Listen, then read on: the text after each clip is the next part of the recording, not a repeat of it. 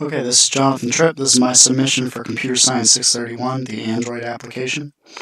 So just to give a brief recap of what my application does, my application provides users with a interface based off of Google Maps, which allows them to find certain points of interest in their area that can kind of help solve the problem of not having anything to do on a particular day.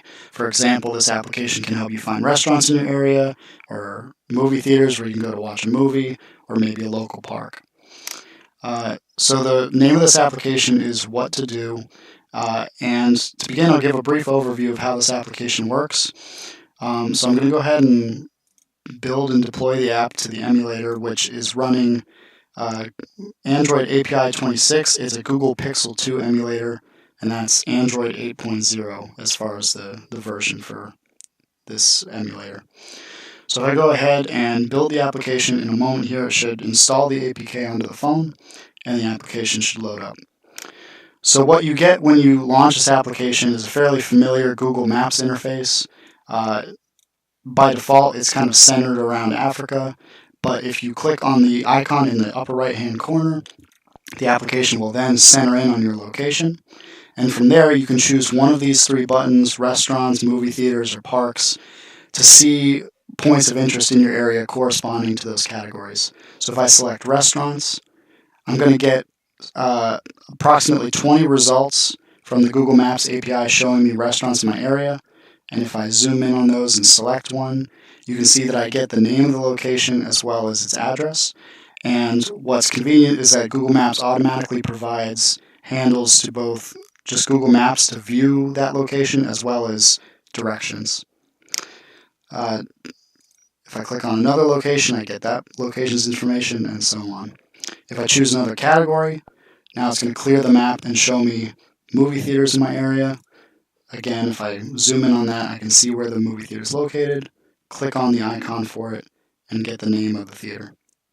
And one more time, we can do that for parks. And once again, zooming in, I can get information on a particular park.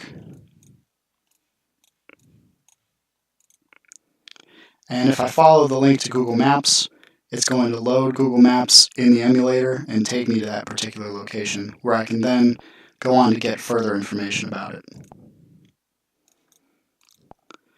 So that's basically the gist of the application. The permissions that this application requires, it uses the coarse and fine location permissions, although for most of the purposes of this app, it really just uses the fine location, which is the most accurate sort of location information you can get on a user. It has the right external storage permission, as I intended to include database functionality for this app, but due to time constraints, I haven't been able to include that. And it includes the internet permission, as the application makes calls to the Google Maps API to get the information back about points of interest. So those are basically the main functionalities of this application as laid out here in the manifest file for this app. Looking at the Gradle build file for the app, I'll just point out that there's several dependencies that this app relies on, mainly through Google Play services for location, the Places API, and Maps. As far as the visual layout for this application, this is really where it all happens. This is the main activity for the application, how it's laid out. As you can see, there's a map fragment which occupies most of the space here, and then there are three buttons that hover above the map fragment for those restaurants, movie theaters, and parks categories. And that's really all there is to the visual interface. The buttons for Google Maps and directions, as well as the user location button, are automatically included by that Google Maps fragment. This is the code for the main activity for the application. If I click on the Parks button, where that section of code occurs is one of these on-click listeners. There are three of them for restaurants, movie theaters, and parks. So what happens when you click on this Parks button is it's going to clear the map, as you can see here on line 162. It's going to remove any location markers, and then it's going to call this getURL method, which is located here, to basically formulate the URL based on your current location, the type of location you're looking for, in this case parks, and it's going to incorporate the API key for the application and send that to the Google Maps Places API to get the necessary information back for the app. The way it does this is it basically combines the map object and the URL into an object array, and it transfers that to this class here called placeData, which is basically going to run an asynchronous task to parse that URL, send the request to the Google Maps API, and then recall that information to generate the map markers that are displayed to the user.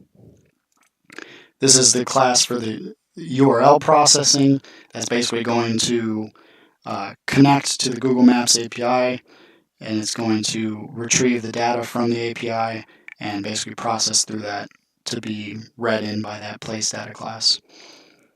And here's another just kind of helper class for processing through the data. These methods are mainly used just to get information about the places that are returned from the API. So again, if you click on the upper right-hand corner, it'll center in on your location. The location is gathered using this code here, which is assisted by a location client. And essentially what happens is on initial connect to the application and to the Google Maps API, the user's latitude and longitude coordinates are retrieved, and that's how the application is able to center in on your current location. Let's see. Other interesting things about this application, here's some of the code for managing the permissions of the app. These are basically just checks against the application to see if things such as the find location or internet permissions have been granted, and basically manages the logic of what to do if those permissions are granted, what to do if they're denied. I think somewhere in here is a method to handle the scenario in which the permission is denied. If that occurs, let's see.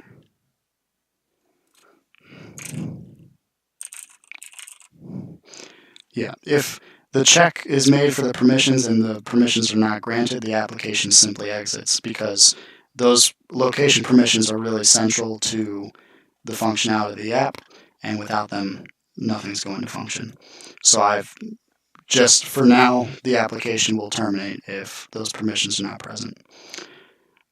Also, the application does check to make sure that the minimum version of the application, or really the user's version of Android, is targeting at least Android 6.0, and if that's the case, then it's going to dynamically request those permissions rather than the previous permissions model for Android, which was to request them on install time. So really that's it for the application. Again, really the core functionality of this app is basically just based on these three categories: to retrieve the user's location, locate points of interest based on these categories, display them to the user, and then give them some basic options to act upon them, giving them the location's name, its address, and ways to access directions and maps so that they can, do something practical with that information. Thank you for watching. I hope you enjoyed.